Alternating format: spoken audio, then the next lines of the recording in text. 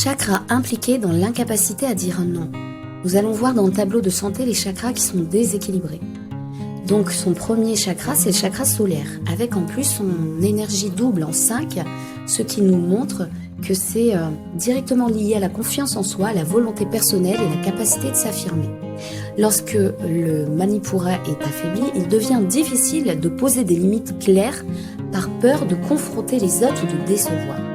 Ensuite, on voit un déséquilibre avec l'énergie 18 en émotion sur le chakra sacré. Donc ça indique une surcharge liée à ces peurs de rejet ou un désir intense d'être accepté par les autres. Donc s'il y a surcharge ici, donc ça peut refléter une tendance à s'adapter excessivement aux besoins des autres au détriment des siens. Et en tout dernier, nous avons donc un déséquilibre sur le chakra gorge, en physique 22 et en énergie 12.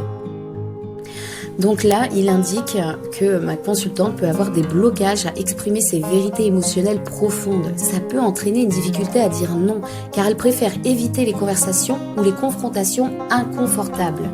Et en tout dernier, donc, il y a un déséquilibre sur le chakra couronne, qui est en énergie 6. Ça reflète un manque de connexion spirituelle ou d'intuition claire et ça peut empêcher ma consultante de reconnaître pleinement que poser ses limites est une forme de respect pour elle-même avant tout.